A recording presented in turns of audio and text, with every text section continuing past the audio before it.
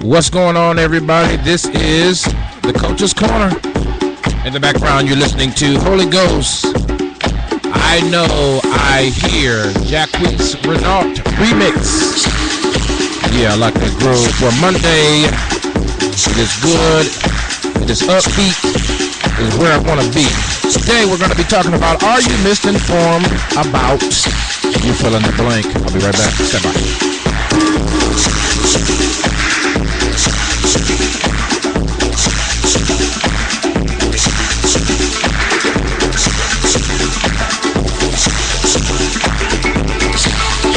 Yeah, that's the groove you can get into right there. This is the Coach. Don't forget now to follow me on Twitter at SALETTE USA TV. That's all one word. SALETTE USA TV, one word. Sorry about that. And also on Facebook, facebook.com/SALETTE USA TV. And on, I want to say YouTube.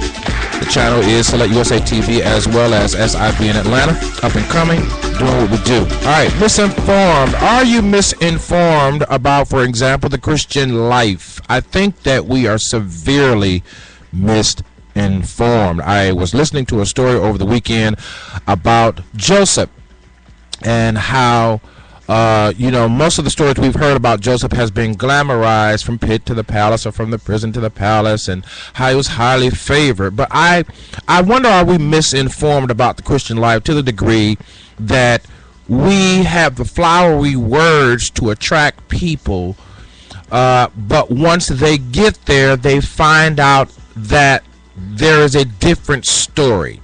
So are you misinformed, for instance, about Christian suffering?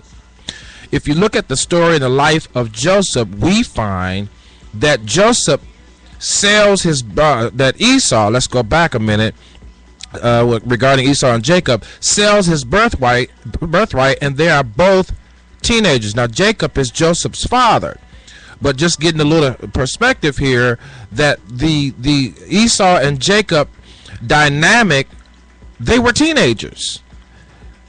The situation with Joseph, he was a teenager. How many people have ever explained to us that these Bible characters, such as Joseph, such as Esau and Jacob, made stupendous, crazy decisions as teenagers? And Joseph's situation is a classic example of Christians being misinformed, because Joseph is hated by his brothers because Joseph, his father Jacob, had him by his favorite wife. And so quite naturally, out of the 10 brothers that he has, Joseph is the favorite because his mom was the favorite. And so we find that Joseph is caught in a family cultural dynamic where, like, hey, we hate this kid, you know what I'm saying? He gets what he wants, he's always being talked about. Fast forward that to the plot to kill him, which changes to a plot to sell him. Doesn't sound like the Christian message today.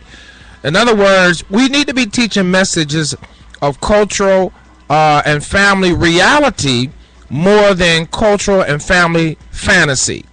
For instance, I was thinking about to fast forward now to an example, or when you ask somebody how they're doing, you say, I'm blessed and I'm highly favored. Okay, let's put that in Joseph's context. Blessed he was because he was the favorite of 10 kids. Whether it's appropriate or not to treat one child, that's a whole nother topic. Blessed and highly favored is not the label that he wanted, but it was true that he was blessed. Let's talk about that phrase, highly favored. Highly favored, because my time just about gone. I had to tackle this again on Tuesday. You know what I'm saying? Favored, he's in prison. Fast forward, he's in prison and has favor with the warden.